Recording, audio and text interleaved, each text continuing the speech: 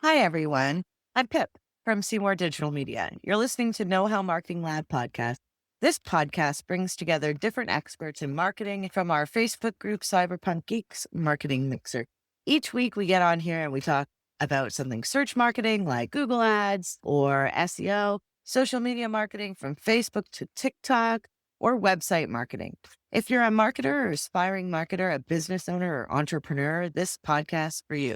We're going to share the best SEO, search, social, and website strategies. We share tips and hacks, Google Ads strategies, what's going on in the current markets. Each week, we discuss something exciting and awesome in marketing.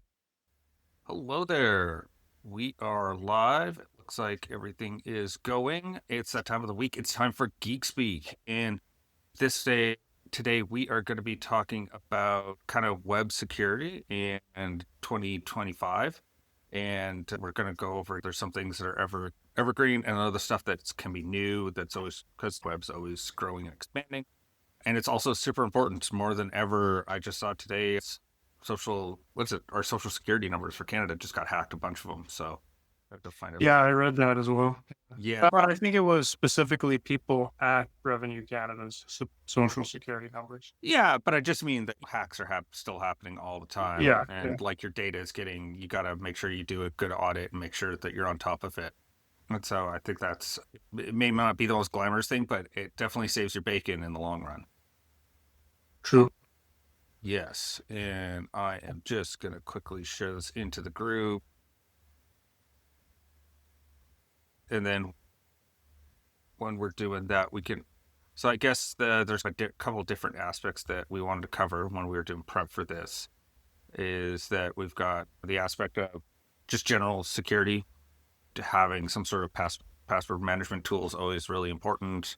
Setting up your two-factor authentication is always incredibly important.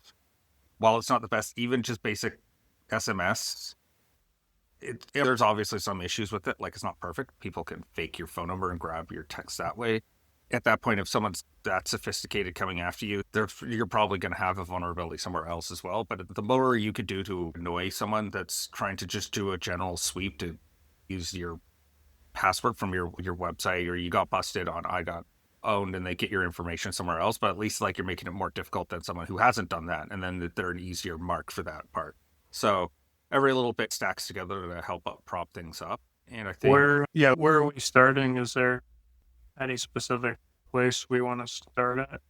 I was going to say let's start general, and then we could focus in on some website specific ones that I know that WordPress, because majority of people are going to be on WordPress, and it is also much less secure than a system like Squarespace or Shopify, provided you do things like set up two-factor authentication. Shopify and Squarespace do have a whole security team that are there to back you up. So whereas WordPress, on your own, You need a security team. yeah, like you need to take your own little precautions. They give you all the tools to do it, so make sure you use them. So I figure that's a good avenue. And then also some stuff that's newish that's come out. I think there was a few things that we were talking about as well. But yeah, I'd say just in general, like we'd already said, password management, like a LastPass, 1Password, they're annoying to use a lot of times, so it actually means they're probably being effective. Security is generally like things not being very smooth. Mhm. It's giving a lot of hiccups. And yeah, so it's just giving a lot of hiccups, a lot of things that kind of stop people from just smoothly going through your system and then having full access to all of your data.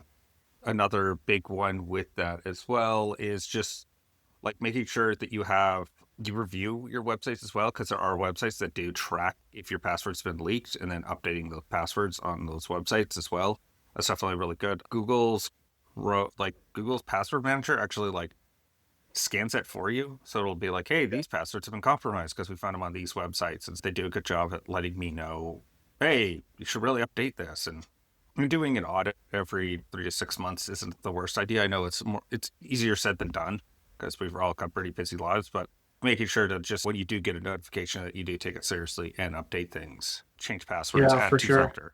Because I'm bad for this, I do use a similar or same password for a lot of different things. And, while it would be better and more secure to use a different password for everything. It's just not convenient. It's not. Where do you stand on? So As long as the password is like long and hard to crack, I'm okay using the same password in multiple places.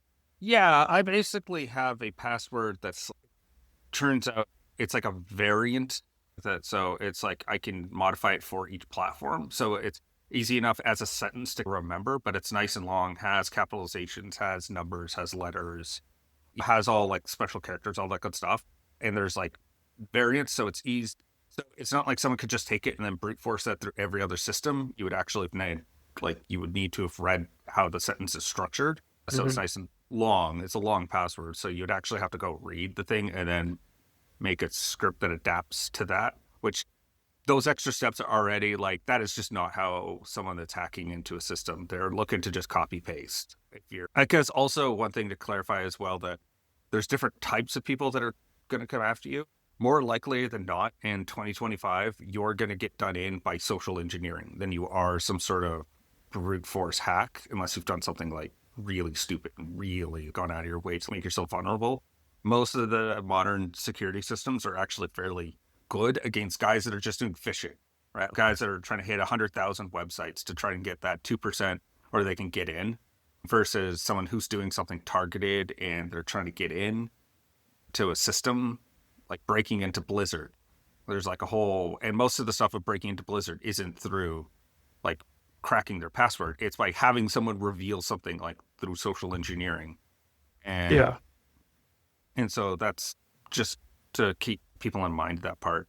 Because that's also what happens for most big companies, right? It's that someone on the support team got sloppy, revealed something that they weren't supposed to, and then the other person, the hacker, could then exploit that to like do stuff like, hey, I was thinking of getting a job there. Where's a really good restaurant nearby so I can get a bite before going in? And then you copy someone's card when you're sitting next to them, and now you can access the building as that. So stuff like that, which are much more realistic, that if I were trying to break into a system, that's how people break in these days.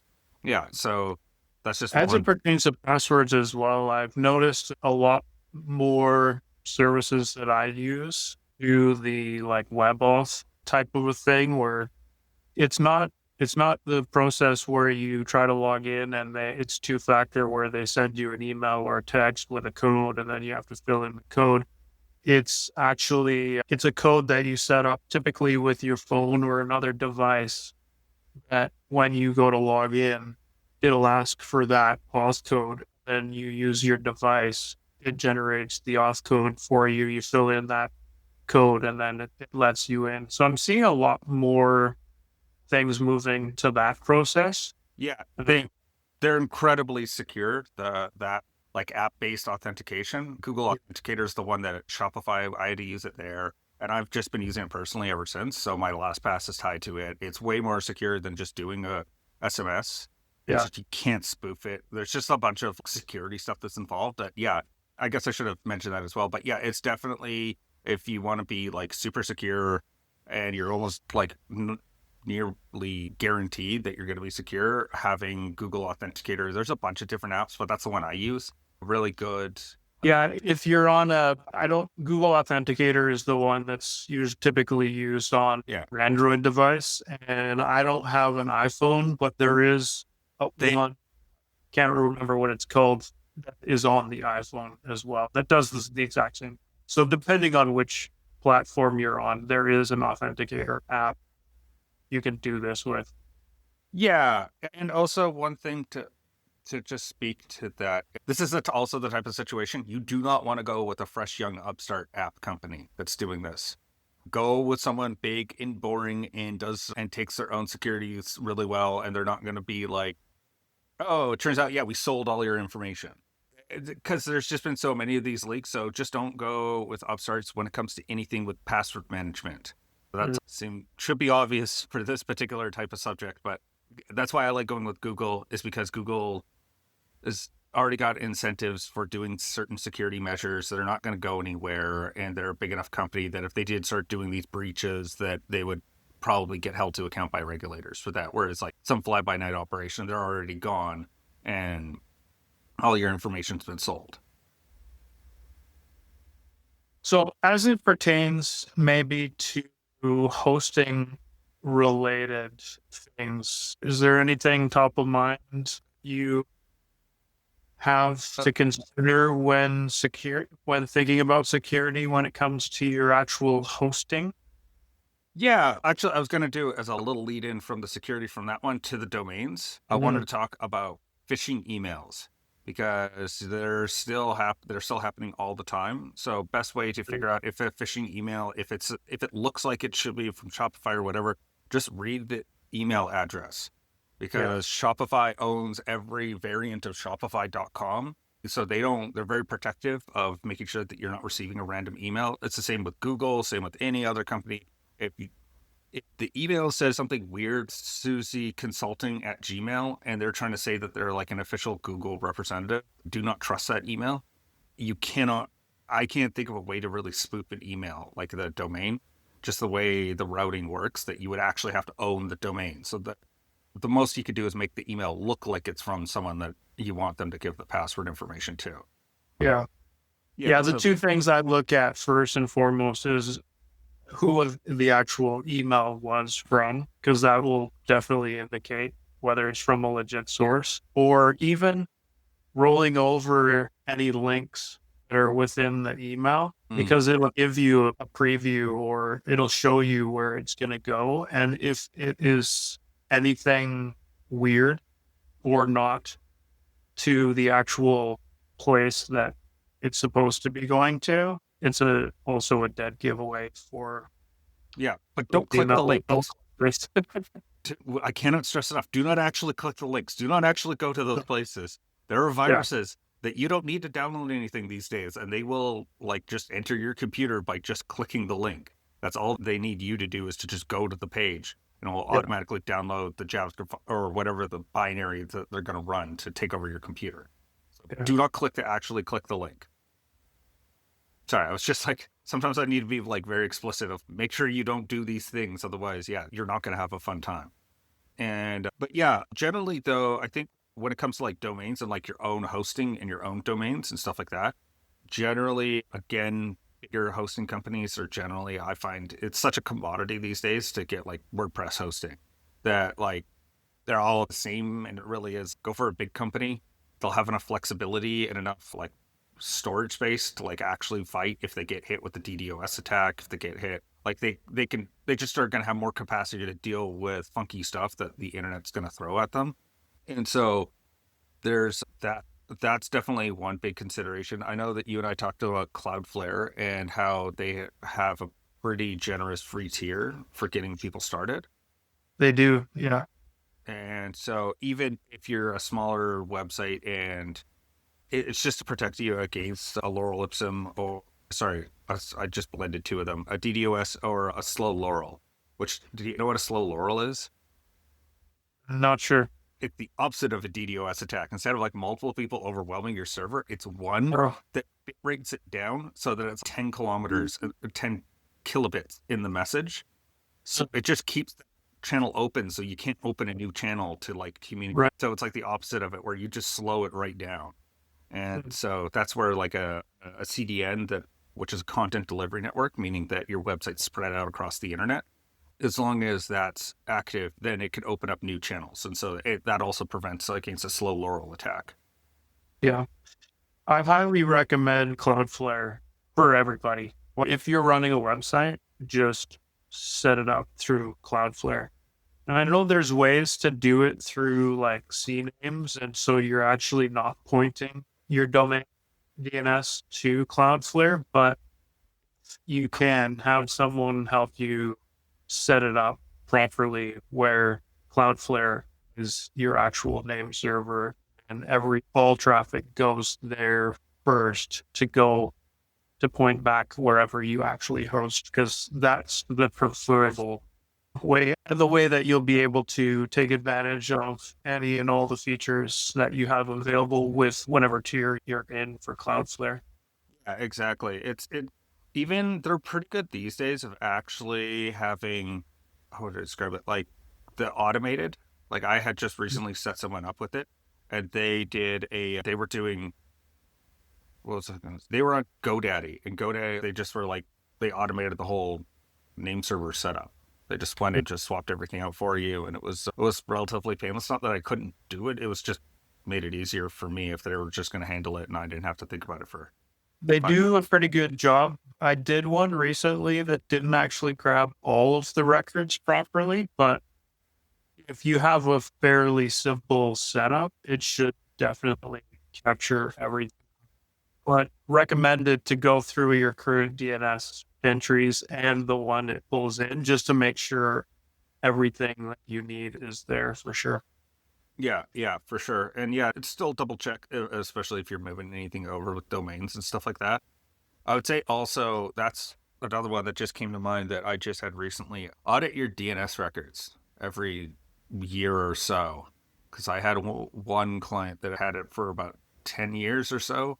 And they had so many mixed TXT records and MX records. And it was just like a disaster that I had to go work with one of their teams quite closely to go figure it out because they had their own private email server, part of the parent company. So I had to make sure I didn't break that and make sure this other part worked. It was, yeah, don't just keep adding records if you don't need to. Yeah. I had a client where we got a little bit stumbled on why the website wasn't sending emails properly to them. And it was because I think they were probably using domain email with Google, but their host, so you had all of the records properly pointing for Gmail to be their email, but there were still old MX records on the server that the server just, if anything was sent from the website, which was on their server, it just looked at the MX records and it was like, oh, I just have to deliver it here. Exactly. I have to deliver it to Google. So everything was being delivered their local email on whatever the default email system was for their host. Yeah, emails are very annoying because the protocols haven't been updated since before I was born. So they're very old records on protocols on how to send emails. And so they're really bad at giving you things like error messages. They're not they're just like, yeah, we sent it. Like no ping, no message received on other end, nothing like that to work off of where the issue may be. And I knew Google's been trying to fix it, but basically, as soon as they start talking about it, there's new protocols that have to get updated, for AI stuff and how AI is going to deal with websites. And so now they're dealing with all the protocols for that and what's HTML codes that are going to fix that. So there's always a thing that pushes it. So the email is always just left on the wayside, not really getting updated. And then I guess, do we want to switch over to doing WordPress-specific security issues? Because there's definitely a lot of the stuff that we've talked about so far gets resolved if you have your Shopify's or your Squarespace, because they have a team that's dedicated for that. Whereas if you're doing your own hosting for your own WordPress site, you're at the whim of making sure that you set up everything correctly. I would say the first one, one of the easiest low-hanging fruit wins, is getting one of the security plugins, Security, one of those, and then changing your WP admin and WP login, making them not visible clearly, so it's some other catchword, and then you go to that page. So I had a client that used sesame as the word that they use for some of their websites, things like that. And yeah, you could use a special word like that or something that's relevant to the business. I had other ones where it was one of their services that they offered, but it wasn't a page, so it threw people off if you're trying to log into the back end of their website. So that's definitely one that I've seen that works really well because, like we were saying up at the top, most hackers are just brute forcing. They're going domain/WP-login and just running through that as a script and trying to just hit admin and a password. And so that's definitely one that I've seen. Also, limit logins, very simple plugin, but very powerful, because we've had one of our big clients, people brute force into their website. So we had that plugin just saved our bacon because it was just killing us on hosting fees of just these bots that were just activating the website and doing all these things. And so if we got to limiting their IP address and then making sure that they were stopped that way, that at least it got around us having an exorbitant hosting bill. Yeah, for sure. Those are two really good ones, or two good things to do. And there are separate plugins for a lot of these security things, but there's also, if you only need one or the other or whatever, you can definitely keep it minimal. Just get that plugin. Yeah. Some of the other security plugins are much more feature rich that will give you a lot more of the options all in one plugin. And those would be, the one I use is Solid Security. Wordfence Wordfence also is a big one. So if you use one of those two, it'll allow you to change the login URL. It'll have a firewall option. It'll have options for your logins, limiting your logins, two-factor authentication, all of those fun things. I would suggest people go with one of the bigger ones to take care of all of the options, as opposed to the piecemealing and multiple plugins, because then you have to maintain multiple plugins. If you want another feature, you're like, okay, is there a plugin for that? Whereas these bigger ones typically will handle, and they're specifically for security and nothing else. So even if new security related things come about, I think those plugins would have eventually the option to do whatever that new security item is eventually in its development.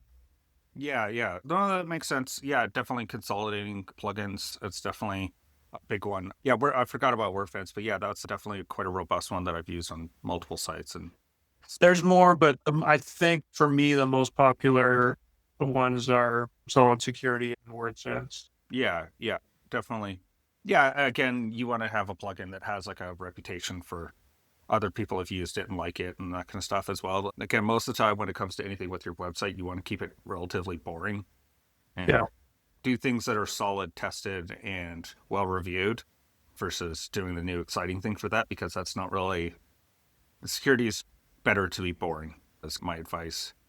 And then going off of that, one other thing that I definitely want to mention is make sure that you've updated your PHP to the most active levels, and also updating your core.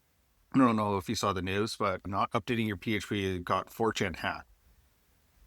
And so they had a big thing where a bunch of banned users wound up hacking back into the system and took it back over. And they did it through an outdated PHP and how it interacted with the database, and which I don't know if anyone knows, but like PHP is notorious for just absolutely just giving over information about your database if you ask it nicely. Like a SQL injection, which is just basically like I make a request on a contact form, and then PHP is really bad at not parsing out if I just add a semicolon to whatever my message is, and then I write select star from table users. It'll just loves just giving you the whole table of users and all their contents. Yeah. And so that looks like apparently what happened with 4chan. So definitely you want to make sure that you're keeping up to date with all your security features, because again, WordPress is built on a system that's notorious for just revealing secrets.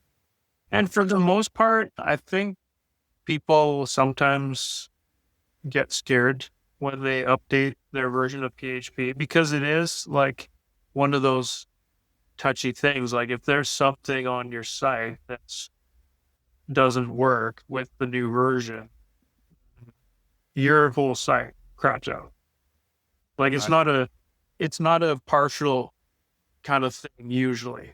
If you upgrade, usually whatever it is would just destroy your entire site until you roll back to the previous version where all that PHP worked. So I feel sometimes people are very hesitant to upgrade. Which would bring us to probably it's always best to have some type of a staging or development site to test upgrading your site with different things before you would do it in production. But at the same time, it's one of those things that's easy to upgrade. See, oh, crap my site out. Let's roll back to the previous version and everything's fine again. Yeah, for sure. I just had that with a client where there were automatic updates that were set, and one of them was caused a conflict because they were using this whole Elementor system for doing products, and so that broke the theme template for the product page.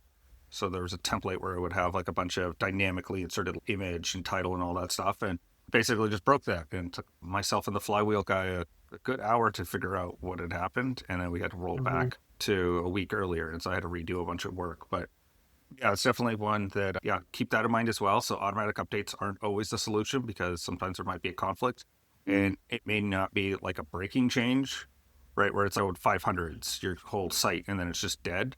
It may just be like, oh, the site technically loaded, but the theme didn't load. Like something like that, you can get those conflicts. So keep that in mind. I learned that one the hard way. And so, yeah, that's just definitely one to keep in mind. Yeah, definitely testing site, lots of backups. Again, all good things to have is just, again, for security even of, hey, this change actually opened up a bunch of vulnerabilities. So let's roll back to the previous one so that we can fix them and really work through this. Also is a really big possibility. But yeah, I think we are perfectly on time for... One thing I wanted to mention before we sign off is so if for some reason your WordPress site does get compromised in some way, a high percentage of likelihood the problem is that there was something changed in your .htaccess file or your WP config file. Many times, that's probably the most common issue with some type of compromise is that they've been able to change one of those two files and it's caused your site not to work. There is a lot more, but in my experience in fixing a lot of sites, those two files are the most common. This file is missing code or has this garbage in it causing this issue. So check those two files first and you might have an easier day fixing whatever happened by just checking those two files. Yeah, for sure. Yeah, that's definitely super common as well for my own sake. The other one that does come up that's really annoying to isolate, which I've had with someone else, is finding conflicts in your new PHP doesn't speak to your new jQuery library, and you're importing ones that they don't agree with each other, but you don't know that until you've done the update, and you're like, what happened?